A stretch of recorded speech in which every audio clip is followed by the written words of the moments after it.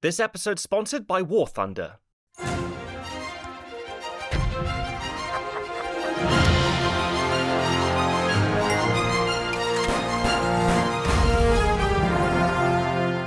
Hello and welcome, history buffs. My name is Nick Hodges, and today we're going to take a look at Hitler's last stand inside the Führer bunker. It's April 1945, and the final days of the Third Reich. The Allies are closing in on Germany from the west, the Soviets are advancing from the east. They'll be the first to make it to the German capital, beginning the Battle of Berlin. Escape has become impossible. Many Germans have already fled, but some hid underground with their Führer, Adolf Hitler.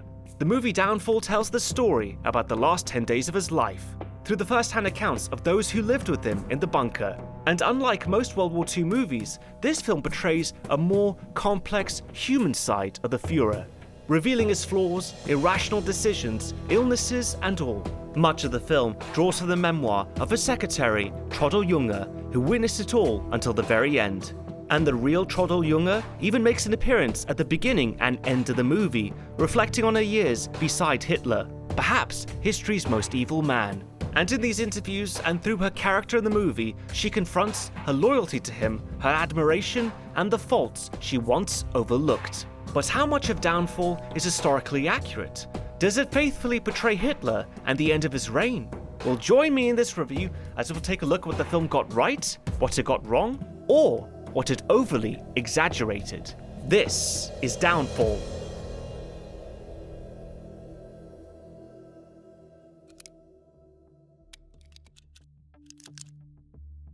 So the movie begins with Trottel Junge reflecting on her role as Hitler's secretary, and she tells us this.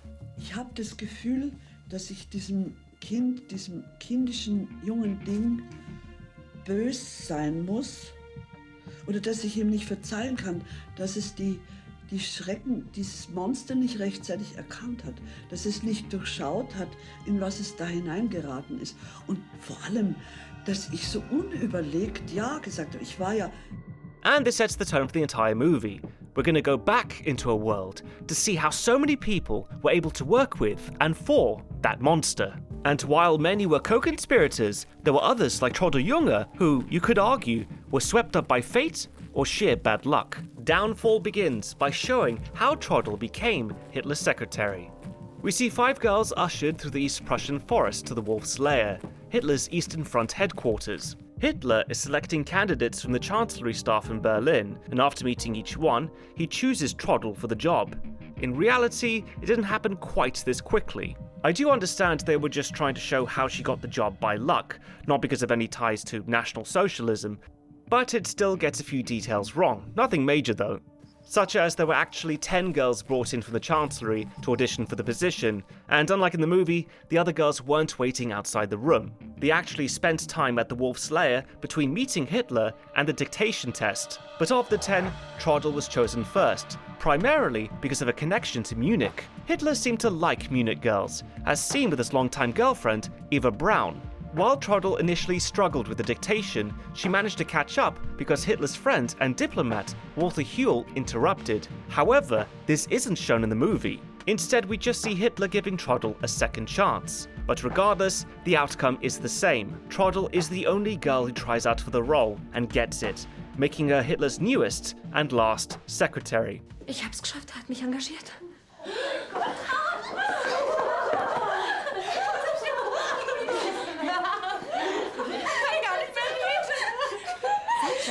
Though this scene isn't entirely accurate, it sets a crucial tone for the movie. Downfall isn't about rehashing Hitler as an abstract, distant villain. We've all seen that movie before, many times. Instead, we see a man who is calm and patient with Trottel, even giving her a second chance when her nerves overwhelm her. She sees a different Hitler than the one history will condemn, and she'll spend her lifetime grappling with that. The movie then skips 2.5 years to Berlin on the day of Hitler's birthday, April 20th, 1945.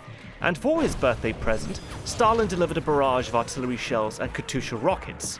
The Soviets had reached the outskirts of the capital and began pummeling the city.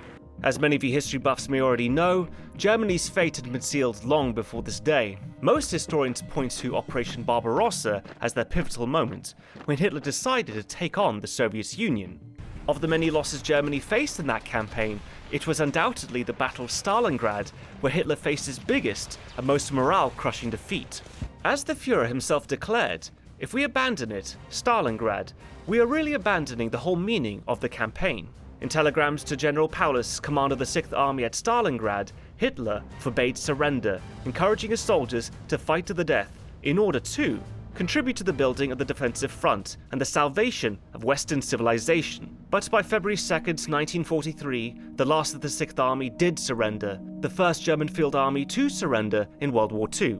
And as you could imagine, there were significant German casualties, with an estimated 300,000 lost due to combat, starvation, taken prisoner, or by freezing to death. Hitler's humiliating defeat against his sworn enemy had a massive impact on Germany's morale. It was so low, in fact, that the country, along with some factions within the Wehrmacht, were increasingly turning against their Führer.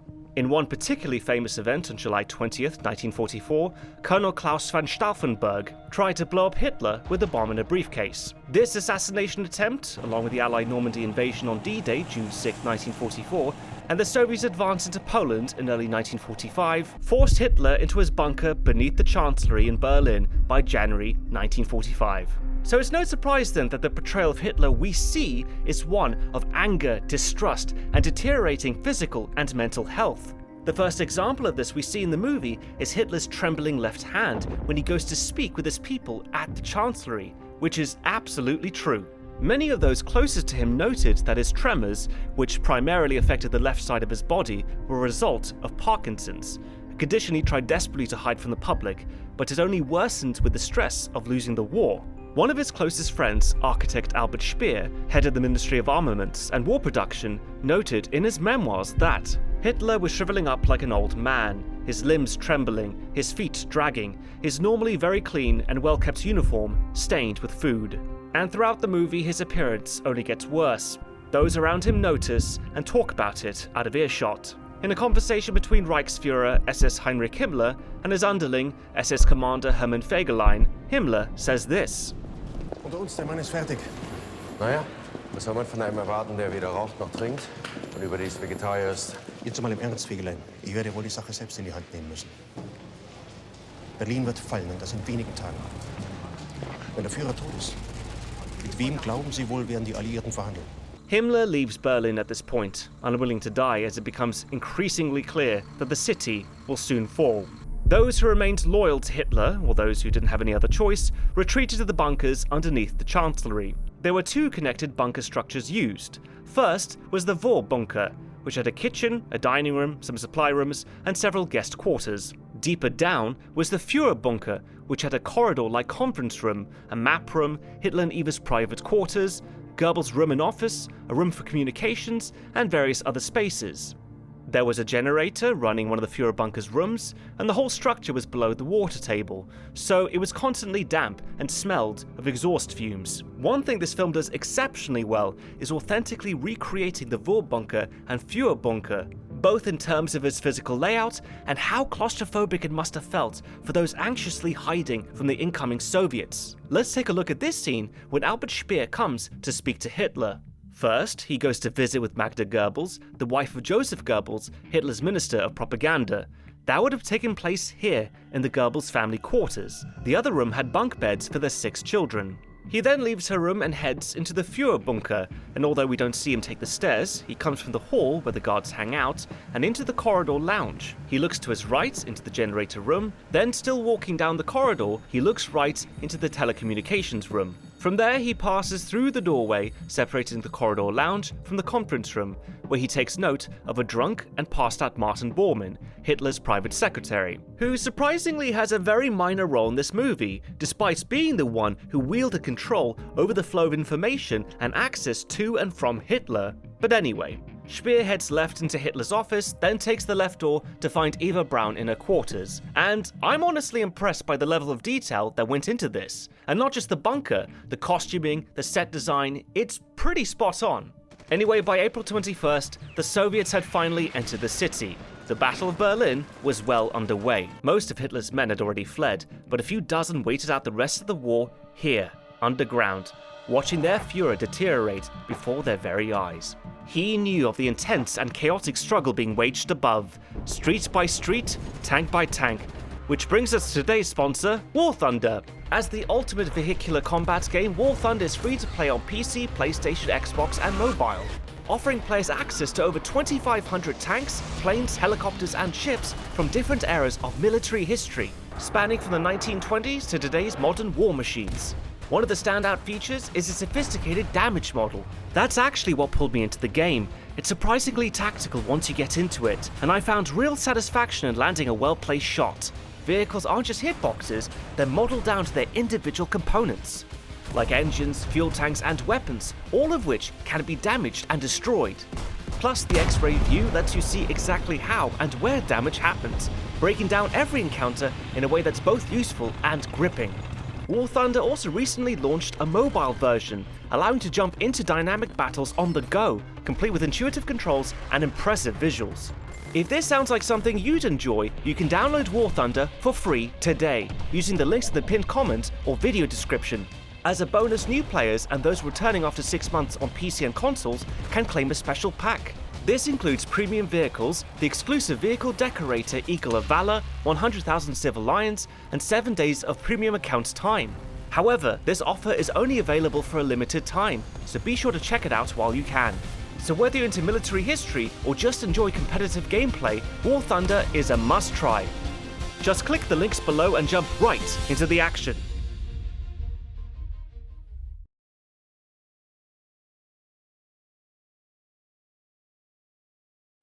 For the first day or two, Hitler still pushed on blindly that the battle could be won. Trottel notes in her memoirs that on his birthday, with Soviet tanks looming on Berlin's doorstep, Hitler told her that he can't leave. Ach Kind, ich kann das nicht. Ich käme mir vor wie ein lahmer Priester, der eine leere Gebetsmühle betätigt. Ich muss hier in Berlin eine Entscheidung herbeiführen oder untergehen. He more or less said the same thing to Trottel in real life, but upon reflection, Trottel realizes that he just said out loud what they were all thinking. He no longer believed in victory wholeheartedly, but for now, he continues to go through the motions. His last outdoor public appearance was on his birthday, when he awarded Iron Crosses to Hitler Youth, children, and teenagers. Although this event did happen, it wasn't filmed, implied by the person we see with a camera here. The last real footage we have of Hitler giving out Iron Crosses to the Hitler Youth was shot a month earlier, on March 20th, 1945. In fact, that footage directly inspired how Hitler's dressed in this scene. Hitler came out with his entourage without wearing a coat, which was unlike his known normal appearance, a coat with a turned-up collar. Anyway, Hitler's still making plans to win the war, despite hiding underground, when he meets with his men in the Führer bunker's map room, which doubles as a teeny-tiny conference room. He then orders General Theodor Busse to hold the 9th Army's ground and fight. When General Jodl counters that the 9th can't help, Hitler disregards him, insisting they can push the Soviets back in the north and east. Jodl tries again to bring him to reason, but Hitler shifts focus to Commander Steiner, who he believes should join the 9th to help repel the Soviets. Another general, Hans Krebs, reiterates that the 9th can't help, and the Red Army outnumbers the Wehrmacht 10-1. And Hitler's response, just send in General Wenck, commander of the 12th. All the while, Hitler's generals are side-eyeing each other and trying to navigate this tense situation. How can they get Hitler to see reason, to understand the truth? Der Führer hat jeglichen Sinn für die Realitäten verloren. Er verschiebt Divisionen auf der Landkarte, die gar nicht mehr existieren. Die Gruppe Steiner, ein versprengter Haufen, der sich mit Mühe verteidigen kann. Jetzt will er, dass Steiner angreift. Das ist purer Wahnsinn. Warum sagen Sie es ihm dann nicht? Er ist keinen Argumenten zugänglich. Das wissen Sie so gut wie ich. All of this is absolutely true. He was moving around imaginary units and giving out impossible orders. In reality, nothing could stop the Red Army by this point. Hitler believed that the few remaining troops might rally to defend Berlin, hoping they could reach the Eastern Front to hold back the Soviet advance. However, he either refused or was unwilling to accept the truth. The Soviets from the east and Allied forces from the west had already defeated most of those units, leaving Berlin completely surrounded. Now, along with Hitler giving desperate orders to imaginary troops, we also hear him turn on the German people. As Berlin falls, he demands what's left of his men to fight to the death and destroy anything the Soviets might use. A scorched earth policy for his own capital. Speer tries to reason with him, warning that such destruction will leave civilians with no chance of survival. Wenn der Krieg verloren geht, ist es vollkommen wurscht, wenn auch das Volk verloren geht. Es ist nicht notwendig, auf die Grundlagen, die das deutsche Volk zu seinem primitivsten Weiterleben braucht, Rücksicht zu nehmen. Im Gegenteil, es ist besser, diese Dinge selbst zu zerstören. Denn das Volk hat sich als das Schwächere erwiesen und es ist nur ein Naturgesetz, dass es daneben ausgerottet wird. Es ist Ihr Volk. Sie sind der Führer. Was nach diesem Kampf übrig bleibt, sind ohnehin nur die Minderwertigen, denn die Guten sind gefallen. It's a disgusting sentiment, but very accurate to how Hitler felt about his own people, that they shattered the myth that the German Reich was invincible. Of course, many of us already know of his callous disregard for human life, his wars of conquest, his final solution. But what I really like about this movie is that it expands on his narcissistic worldview. Truth is, he saw everyone as expendable. Berlin by this point had become a war zone. We get our best visuals of this through the eyes of Peter Krantz, a Hitler Youth soldier who begins the film as a loyal fighter, but ends up disillusioned with war. While Peter Krantz is a fictional character, he represents both the Hitler Youth and perhaps the German people, those drawn in by Hitler's promises, only to end up fighting for a man who didn't care whether they lived or died. But although Berlin is burning above them, not everyone in the bunker knew what was going on. The secretaries, both Trottel Junge and Frau Gerda Christian, believe Steiner is coming to save them. After all, that's what they heard Hitler say. But Fegelein tells Trottel the truth. Jeder in der Umgebung des Führers weiß, dass es ein Hirngespinst ist. Fantasie!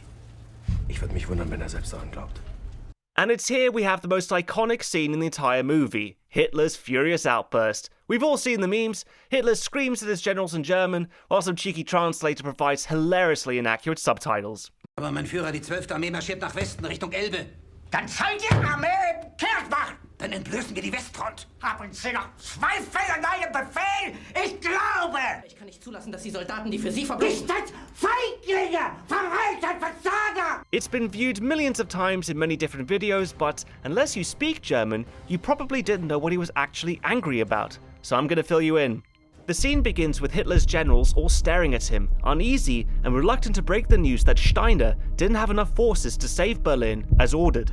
It's a powerful shot, accurately depicting just how afraid these men were of their Führer, even as they watched him falling apart. Hitler, twitching, removes his glasses and sends everyone out except Goebbels, his private secretary Bormann, and 4 generals. The rest leave but linger near the door to hear what happens next. Das war ein Befehl! Der Angriff Steiners war ein Befehl! Wer sind Sie, dass Sie es wagen, sich meinen Befehl zu widersetzen? So weit ist das also gekommen. Das Militär hat mich belogen! Jeder hat mich belogen, sogar die SS! Die gesamte Generalität ist nichts weiter als ein Haufen niederträchtiger, treuloser Feiglinge! Mein Führer, ich kann nicht zulassen, dass die Soldaten, die für Sie verbringen... Ist das Feiglinge! Verreiter, Versager! Mein Führer, was Sie da sagen, ist ungeheuerlich. Die Generalität ist das Geschmeiß des deutschen Volkes! Sie ist ohne Ehre! Sie nennen sich Generale, weil Sie Jahre auf Militärakademien zugebracht haben, nur um zu lernen, wie man Messer und Gabel hält! Jahrelang hat das Militär meine Aktionen nur behindert.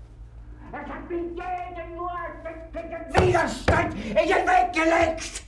Ich hätte gut daran getan, von Jahren alle höheren Offiziere liquidieren zu lassen, wie Stalin.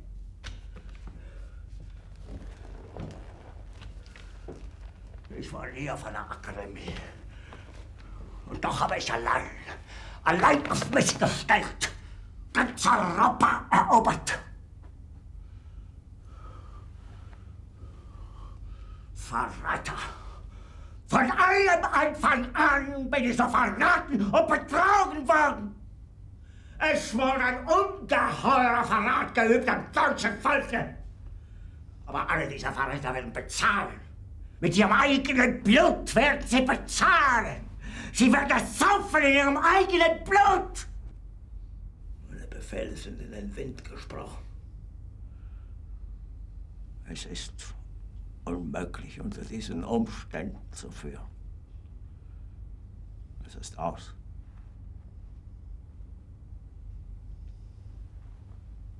Der Krieg ist verloren.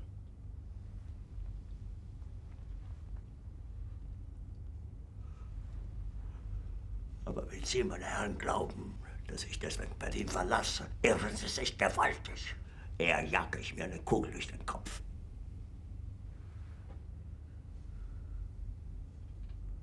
Tun Sie, was Sie wollen. Now I bet you're dying to know, is this scene of Hitler's breakdown accurate? Well, we know the meeting in question took place on April 22nd, 1945. Trudel reported in her memoirs that the officers were all running around pretending to be busy, deluding themselves. She heard the meeting happening behind the closed door, she heard voices rising and falling, she heard Hitler shouting something, but couldn't hear what he said. Bormann left for a moment, and Trudel saw the men bent over a map of Berlin. Once the meeting ended, Hitler came out and told the girls they were to leave on a plane, and that all was lost, hopelessly lost. So, if we just look at Trudel Junger's version of events, the film takes a few liberties. At no point do we see Bormann leave the room, nor do we see the men quietly hunched over the map. However, German historian Joachim Fest gives a different account of the meeting, one more in line with what we see in the movie. According to Fest, once Krebs finally told Hitler that the Steiner attack didn't happen, Hitler erupted in a tantrum. He leapt from his chair, threw his colored pencils across the table, and screamed, denouncing his generals as disloyal, baseless, cowardly, and traitorous. That Hitler gesticulated wildly, pacing and pounding his fist, with tears of frustration rolling down his face. The final lines of that meeting, which matched the movie, implied that Hitler now accepted the war was lost. But he'd never leave Berlin, he'd rather shoot himself in the head. Now, while not completely identical to what we see in the movie, Fest's interpretation here better matches what we saw compared to Trudel Junger's account. But not long after Downfall came out in 2004, we heard from another source, someone who was there in the bunker until the very end. Hitler's bodyguard, messenger, and telecommunications operator, Rokus Misch.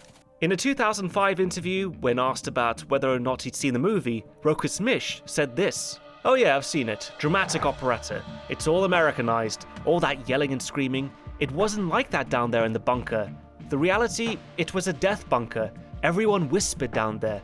A crazy screaming scene never happened. Well, at least when the generals were down there discussing military things. They were very quiet.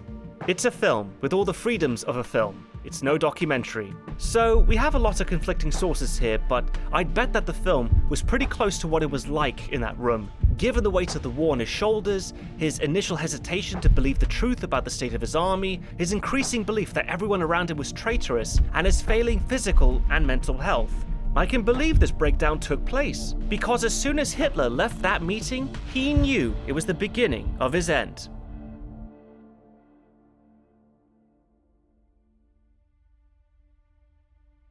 After his breakdown, Hitler starts making plans to send some people away, conceding that their service to their Führer was no longer needed.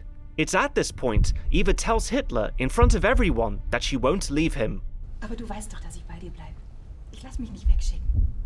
Then the pair kiss, which comes across as awkward for the rest of the room, which makes sense, because in real life, no one had witnessed any public display of affection between the couple. Their relationship had long been kept secret. Eva Braun first met Hitler in 1929, a few years before he became Chancellor. She was 17 and worked in Heinrich Hoffmann's photography shop, while Hitler was 40. From the very beginning, Eva was devoted to Hitler, even twice attempting suicide because she was unhappy with how little she got to see him. Hitler saw this as an act of loyalty and became protective of her. For the most part, Eva lived in seclusion at the Berghof, Hitler's mountain retreat in the Bavarian Alps. Yet even in footage of their private lives together, we see little physical affection between the two. So when Hitler kisses Eva Braun here, openly, it tells us how much he valued her display of loyalty by choosing to stay behind, and in unspoken words, die with him. Perhaps inspired by Eva's courage, Trudel announces she'll stay too, which feels like a strange decision. Because throughout the movie, Trudel shows signs of regret, torn between her lingering loyalty to Hitler and her fear of returning home to face her family. So why, when she has a clear opportunity to leave, does she choose to stay behind? Her friend Frau Christian even calls her out on it. Warum hast du denn gesagt, dass du unbedingt bei ihm bleiben möchtest? Weiß ich nicht. Ehrlich. Well, the real Trottle grappled with this decision as well. In a documentary that chronicles her time with Hitler, Blind Spot Hitler's Secretary, she recalls this very moment. Auf einmal macht die Tür vom Konferenzzimmer auf, geht heraus in den Vorraum zu seinem Arbeitszimmer und lässt uns rufen und sagt, es ist alles verloren, ihr müsst sofort Berlin verlassen. Er hat ein völlig versteinertes Gesicht gehabt und war eigentlich schon wie eine Totenmaske hat er gewirkt. Und wir standen da ganz verstört. Aber da ist dann die Eva Braun auf ihn zugegangen, hat seine beiden Hände genommen und hat gesagt, aber du weißt doch, dass ich bei dir bleibe. Ich gehe nicht fort. Und da ist er auf sie zugegangen und hat sie zum ersten Mal, hat nie jemand je erlebt, hat sie auf den Mund geküsst. Und dann hat die Frau Christian und ich weiß auch nicht, ich habe auch gesagt, ich bleibe da. Ich weiß nicht, warum ich das gesagt habe. Ich habe gesagt, ich habe mir auch nicht vorstellen können, wo ich hingehen soll.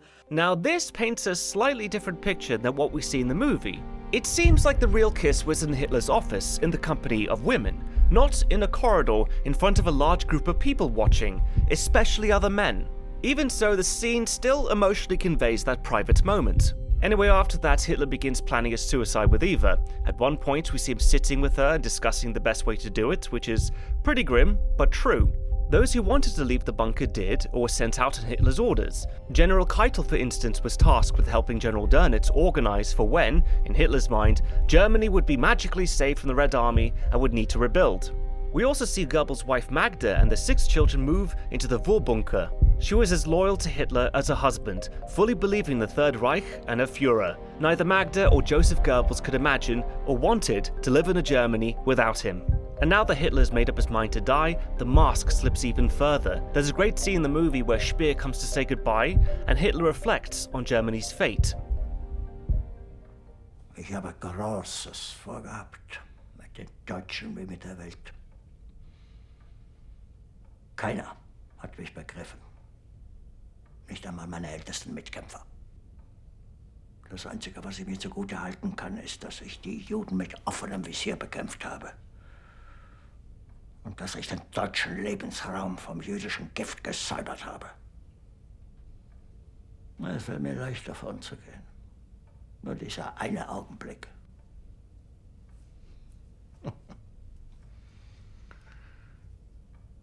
Und dann ewiger Ruhe.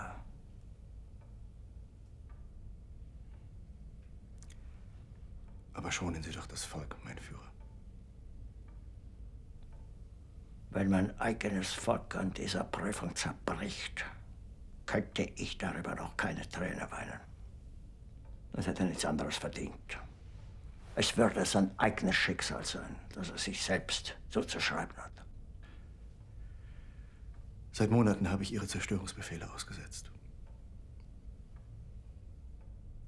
Es gibt schriftliche Beweisstücke, wonach ich Ihre Befehle nicht nur missachtet, sondern Ihnen auch zuwidergehandelt habe.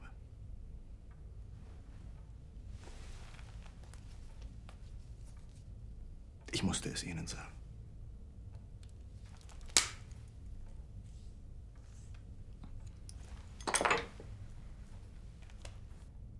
Meine persönliche Loyalität zu Ihnen hat dabei nie Schaden genommen.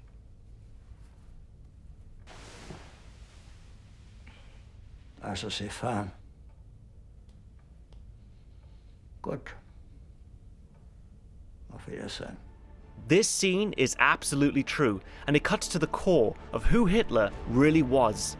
A man who, even in his final hours, felt personally betrayed by his own people, believing they deserved to die for failing him, wallowing in self-pity because his best friend refused to burn the world down with him on his way out. Anyway, things continue getting bleaker inside the bunker. There's a really stark juxtaposition between cute scenes of children singing sweetly to their Uncle Hitler and adults discussing their suicide plans. Between those oblivious to what's happening versus those who accept their imminent deaths. In Eva's case, she chooses cyanide over a bullet, wanting to die a beautiful corpse. This causes the secretaries to ask for cyanide as well, and as accurately shown, Hitler hands some over, which he got from Himmler. He tells Trottel that he wishes he had a better final present for her. But elsewhere, others decide not to wait. In one scene, SS physician Ernst Robert Grauvitz asks Hitler for permission to leave Berlin with his family, fearing what the Russians might do if they capture him, and with good reason. As chief medical officer of the SS, Grauvitz oversaw horrific experiments on concentration camp prisoners and helped orchestrate the euthanasia program where the mentally ill and physically handicapped were murdered to purify the Aryan race. When Hitler denies his request, Grauvitz returns home for dinner with his family. Beneath the table, he pulls the pins on 2 grenades, killing himself, his wife, and his 2 young children. This is accurate to what happened in real life. Now, shortly after it becomes clear that Hitler will choose suicide over capture by the Soviets, Göring sends him a telegram. Bormann, the Nazi Party secretary, reads it out loud. Mein Führer, sind Sie einverstanden, dass ich nach Ihrem Entschluss in der Festung Berlin zu verbleiben, als Ihr Stellvertreter sofort die Gesamtführung des Reiches übernehme? Mit voller Handlungsfreiheit nach innen und außen. Falls bis 22 Uhr keine Antwort erfolgt, nehme ich an, dass Sie Ihrer Handlungsfreiheit beraubt sind. Ich werde dann zum Wohle von Volk und Vaterland handeln. Despite what we see in the movie, Hitler didn't immediately react like this by ranting, raving, and screaming about betrayal. I mean, it's a great reaction. Und jetzt das. Verrat an meiner Person! An meiner Person! But it's not entirely accurate. It is true Bormann did use the telegram to convince Hitler that Göring was staging a coup, but at first, Hitler remained calm. It wasn't until Göring sent a second telegram later in the evening that Hitler went into a rage. So, understandably, the filmmakers condensed both events into one for pacing, but the result was the same. It was just more proof that Hitler couldn't trust his men. This is only reinforced by Himmler's betrayal days later on April 28, 1945. Hitler finds out through a confirmed British broadcast that Himmler has made an offer in Lübeck to surrender to the Allies. And once again, Hitler loses it. Himmler. Unter allen ausgerechnet Himmler! Der treueste der Treuen.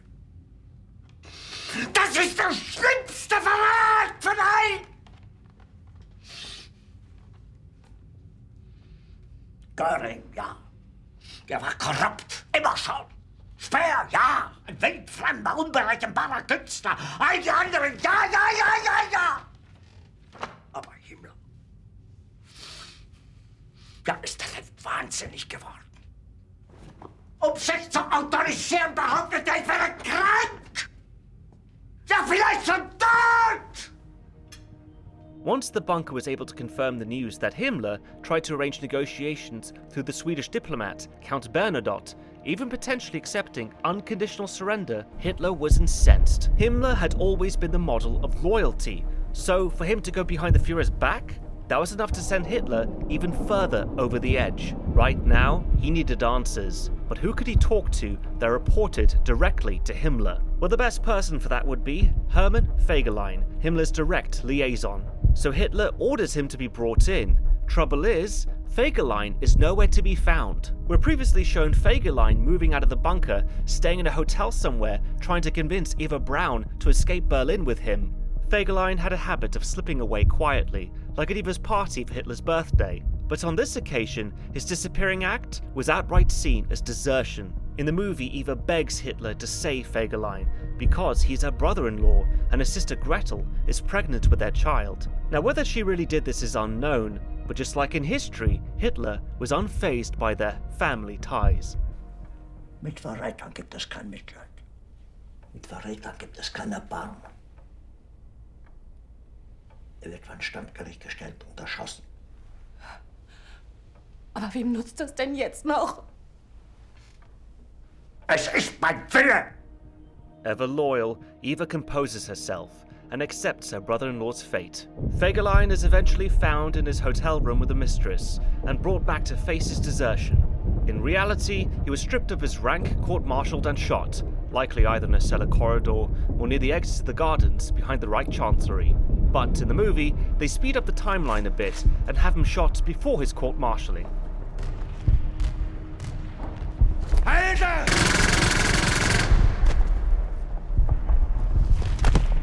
By this point, all seems lost. Hitler has more or less admitted it himself. Goering, Speer, Himmler, and Fegelein have all betrayed him or failed him. Yet he hasn't completely given up hope.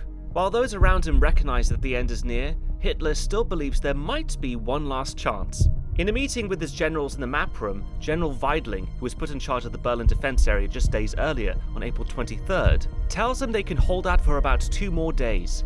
To Hitler, this means there's just enough time for Wenck and his 12th Army to link up with Busse's 9th Army and come to the rescue. Of course, the generals know the 9th is gone, and Wenck's army is unlikely to reach Berlin in time. But this moment reinforces the tragic reality. While the generals see the inevitable, Hitler remains unable or unwilling to accept the truth. The war is lost and the Red Army is unstoppable. Hitler then sends a telegram to Keitel, who is now out in the field, asking for information. In the movie, Hitler lists off 4 questions, but in reality, there were 5. Where are Wenck's spearheads? When will they attack? Where is the 9th Army? Where is the 9th Army going to break through? And where are Holst's spearheads? That last one is missing from the movie. In the meantime, Hitler arranges a small, intimate wedding ceremony. Since it's the end, he might as well give Eva what she's always wanted, to be his wife. Though the two did get married on April 29th, the film fudges the timeline a bit. The real wedding took place after Himmler's betrayal and Fegelein's execution, but before Hitler sent off his final questions to Keitel, inquiring about the 12th and 9th armies. But in any case, Hitler eventually gets his answers. In real life, he got 4 responses, whereas in the movie, Otto Gunsch, another one of Hitler's attendants, delivers only 3. Krebs reads the telegram. Erstens, Spitze Wenck liegt südlich Schwilosee fest. Zweitens, 12. Armee kann daher Angriff auf Berlin nicht fortsetzen. Drittens, 9. Armee mit Masse eingeschlossen. The one missing, of course, has to do with Holst's whereabouts, since they dropped that whole line of questioning from the film. Anyway, for Hitler, this is well and truly the end. He turns to Otto Gunsch and makes plans for what comes next. Hören Sie gut zu, Gunsch. Ich werde mir nicht anders als Fräulein Brauner, meine Frau, selbst das Leben nehmen. Ich möchte aber nicht, dass meine Leiche von den Russen in einem Panoptikum ausgestellt wird. Ich darf dem Russen weder tot noch lebendig in die Hände fallen. Ich will sofort danach verbrannt werden und für immer unentdeckt sein.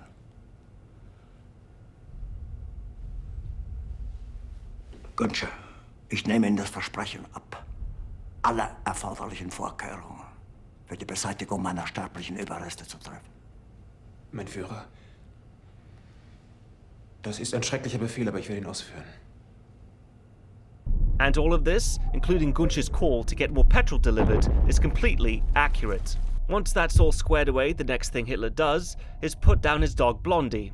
This served 2 purposes. One, he didn't want his beloved German Shepherd to suffer a violent death at the hands of the Soviets. While Hitler was certainly cold with people, including his longtime girlfriend and now wife, Eva Braun, he was always very affectionate with Blondie and his other dogs. But the second reason was to test the cyanide capsules, as they came from Himmler, who had just betrayed him. In any case, the cyanide worked, and tragically, Blondie is killed. Luckily, we don't see that happen on screen. Hitler, both in real life and in the movie, is clearly shaken, but it at least affirms for him that the cyanide works. Now, much like with the wedding, the timeline here is a bit wrong. Blondie and her 5 puppies were killed before Hitler sent out the telegram to get information about the 9th and 12th armies, not after. And Hitler wasn't actually there when it happened. Sergeant Torno the dog walker opened Blondie's mouth while Dr. Werner Hasse, a physician, crushed the cyanide capsule inside. Hitler only came in once the deed was done.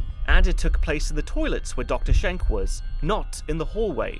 But for the purpose of pacing, all of these events are rearranged to make Hitler's acceptance of defeat feel more gradual rather than jarring as it was in real life. Narratively, it makes more sense for his next step after killing his dog to be his own suicide, not continuing to coordinate the war as he actually did. Wenn Ihre Hand zittert, dann kann die Kugel auch nur den Sehnerv zerstören. Deshalb ist es unbedingt zu raten, auch Gift einzunehmen, gleichzeitig. In dem Moment, in dem Sie auf die Kapsel beißen, drücken Sie an. Und dazu bleibt genügend Zeit. Das Gift wirkt erst nach 1 bis 2 Sekunden. On April 30th, 1945, Hitler says his goodbyes. He has dinner with his secretaries and his private chef, Fräulein Manziali. It was quiet, eerie, and, as accurately depicted, his final meal was a bowl of pasta with tomato sauce. Trottle called it a banquet of death under the mask of cheerful calm and composure. After that, he lined up a select group of people and, with Eva in tow, the pair said their final goodbyes. Wir trafen uns in dem großen Korridor vor dem Zimmer von Hitler und Günsche hat gesagt, komm, der Führer will sich verabschieden. Und ich bin wie eine Wachspuppe auf ihn zugegangen und er stand da mit einem ganz fernen Ausdruck. Der war schon nimmer auf dieser Welt und hat mir die Hand gegeben und hat so ins Leere geschaut und hat aber irgendwas gesagt, was ich nicht verstanden habe. Ich habe also seine letzten Worte nicht verstanden. Und dann kam die Eva Braun und hat mich noch umarmt und gesagt, Frau Junge, versuchen Sie durchzukommen und grüßen Sie mir Bayern. As you can see, the film does an okay job recreating Trottle's memory of the event. It's not exact, but it captures the essence of it well enough. Hitler and Eva go into the room together for the last time, and we see the door close. There's a brief interruption from a crying, inconsolable Magda begging Hitler to reconsider, which happened in real life too. But it's not enough to stop him. Both Adolf and Eva Hitler are dead. Now, since Downfall relies heavily on Trottle Junge's memoirs, it's fitting to show the scene from her perspective. Trottle later recalled, "Suddenly there is the sound of a shot, so loud, so close, that we all fall silent. It echoed on through all the rooms. The Führer is dead now." However, historical experts question whether Trottle actually heard the gunshot. By her own admission, she was on the stairwell between the Vorbunker and Führerbunker, likely unable to distinguish the sound amid the roaring diesel generators and heavy Soviet bombardment. Regardless of whether she heard it, the fact remains, Hitler was dead, and with him, so too died the Third Reich.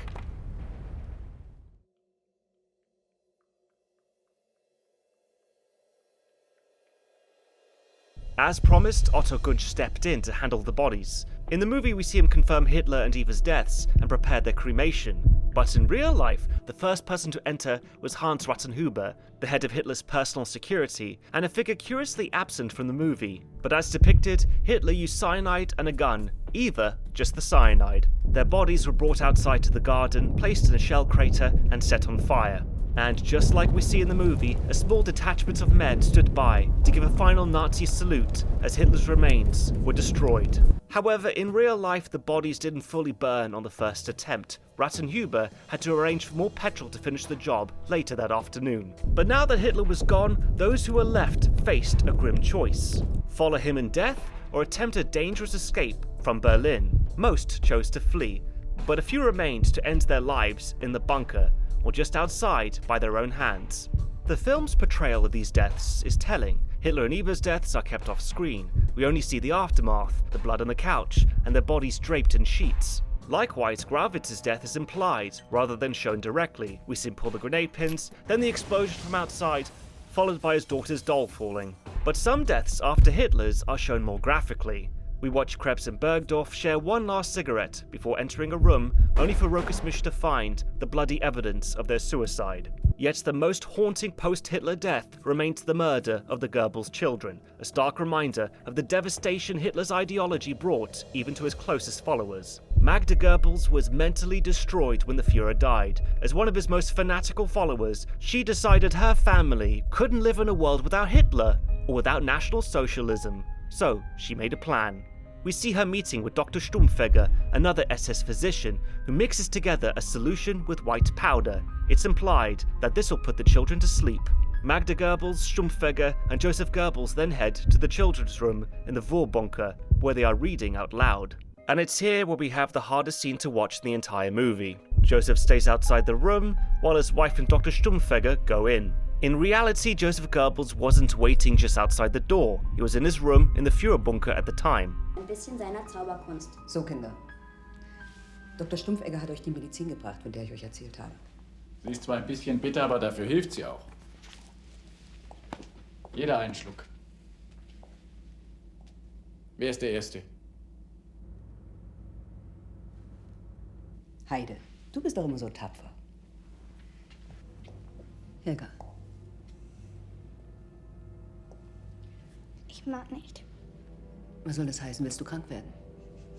Bitte, Mama. Ich mag das nicht trinken. Kind, wein doch nicht. Das hat doch keinen Sinn. Du musst die Medizin trinken. Komm. Helga. Helga. Helga. Jetzt komm. Komm. Komm. Mach den Mund auf. Mathe. Papa! Jetzt.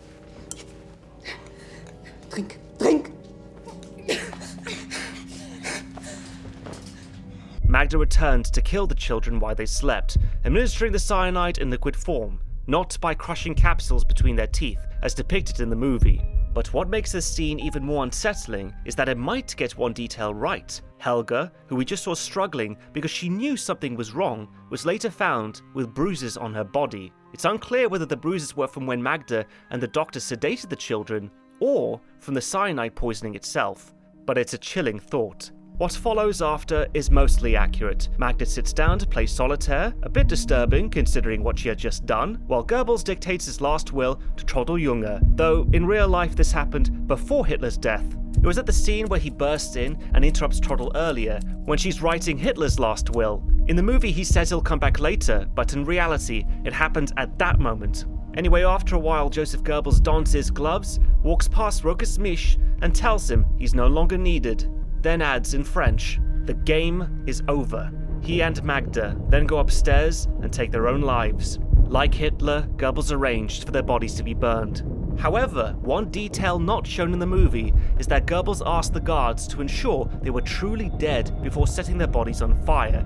So they were shot multiple times posthumously, just to be sure. Anyway, just like with Hitler's death, theirs are not depicted on screen. We only see the aftermath. But from this point on, it's chaos, both inside and outside the bunker. Those attempting to escape scramble to suit up and flee, hoping to avoid capture by the Red Army. In the streets, we see Germans hang for desertion. Through the eyes of young Peter, we see the harsh realities of war. Initially a loyal Hitler supporter, Peter now realizes the futility of it all. When he returns home to check on his parents, he discovers they're both dead, and he's lost everything, only to wonder, for what? Although Peter is a fictional character, like I said, he's a good representation of the German people.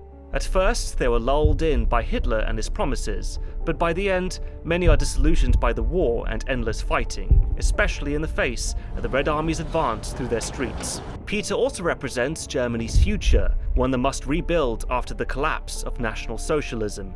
After Hitler's death, some generals, including Goebbels, sought to end the war. Previously, Goebbels sent General Krebs to meet Soviet commander Vasily Chukov the day after Hitler's suicide. Krebs requested a ceasefire, but Chukov rejected it, demanding an unconditional surrender, and it was at this meeting that the Soviets learned Hitler was dead. Chukov reported this to his superiors, though he pretended to already know. Ultimately, the meeting yielded no results for the Germans, and both Krebs and Goebbels soon met their fates. The next day, on May 2nd, 1945, General Weidling met with Chukov, but this time capitulated to unconditional surrender. In the movie, we see Weidling read out the surrender to urge the few pockets of Germans still fighting to give up, which aligns with historical events, though the exact wording may differ slightly due to translation.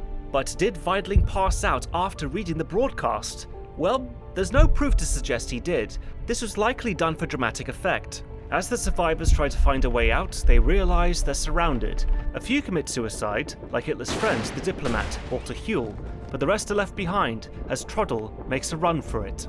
She eventually meets up with Peter, and the two of them manage to escape behind Russian lines. This didn't happen, of course, since Peter doesn't exist, and Trottel was eventually caught and thrown in a Soviet prison. But it's a fitting end to the movie. We then get to learn what happened to the other characters, whose fates were unknown through a series of title cards. Overall, Downfall is a brilliant movie. Sure, a few events are out of order and some scenes are exaggerated, but the filmmakers really try to show Hitler's last days as accurately as possible. But that's not to say there weren't some issues, and also decisions, I don't agree with. One that stands out is how they show Dr. Ernst Gunther Schenk. Throughout the movie, he's kind of treated like a moral compass. We first meet him on Hitler's birthday, just as Operation Clausewitz kicks off.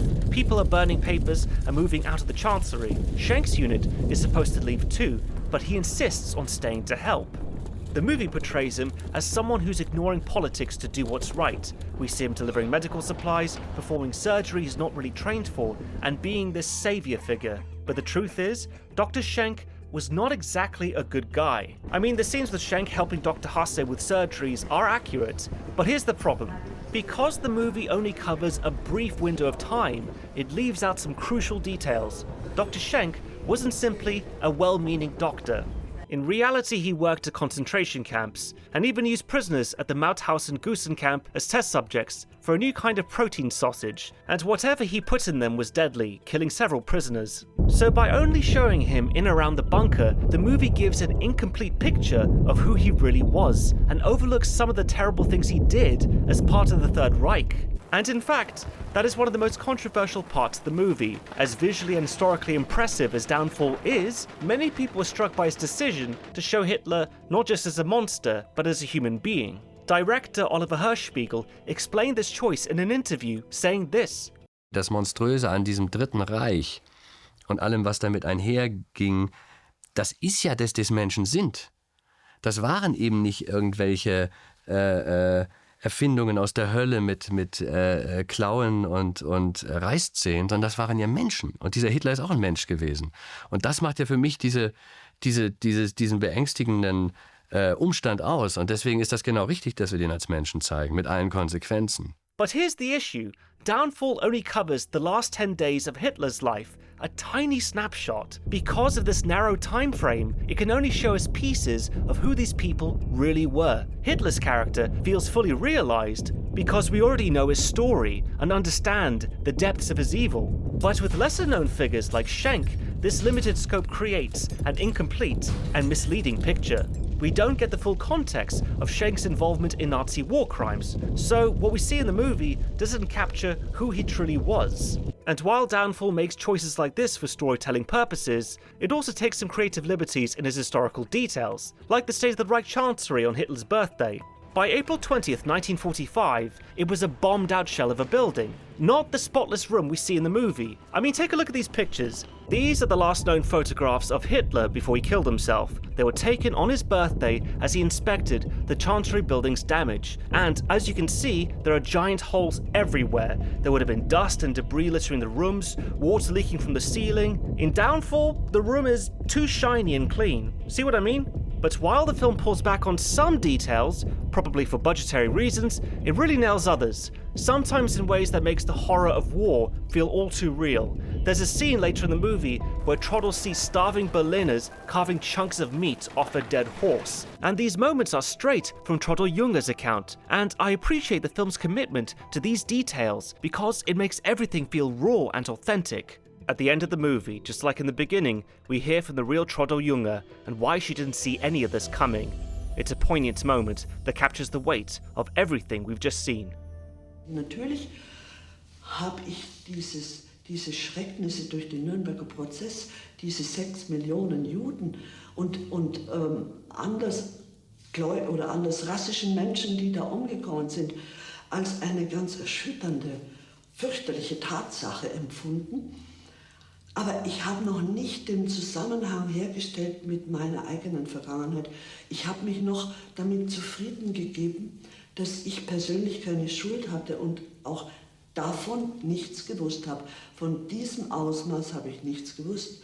Aber eines Tages bin ich an der Gedenktafel vorbeigegangen, die für die Sophie Scholl an der Franz-Josef-Straße befestigt war. Und da habe ich gesehen, dass sie mein Jahrgang war und dass sie in dem Jahr, als ich zu Hitler kam, hingerichtet worden ist. Und in dem Moment habe ich eigentlich gespürt, dass das keine Entschuldigung ist, dass man jung ist, sondern dass man auch hätte vielleicht Dinge erfahren können. Trottel and so many others swept up in Hitler's vision for the Third Reich were left to pick up the pieces of what he left behind. Downfall, with all its intensity, gives us a window into those chaotic final days in the bunker, with the Battle of Berlin raging above, leading to Germany's surrender in World War II. For any history buff and World War II fans who haven't seen Downfall, it's a must-watch. Though controversial for its attempt to show the human side of an inhuman man, it tells an important story through the eyes of those who were there to witness it. Well, that about wraps it up. Once again, thanks to our sponsor for today's episode, War Thunder. Now available on PC, PlayStation, Xbox, and mobile. Don't forget to click the links in the pinned comment or description box. PC and console players can grab a bonus pack of premium vehicles, Eagle of Valor Decorator, 100,000 Silver Lions, and 7 days of premium account time. My name is Nick Hodges, and thanks for watching, History Buffs. And remember, if you like the show, help the channel grow.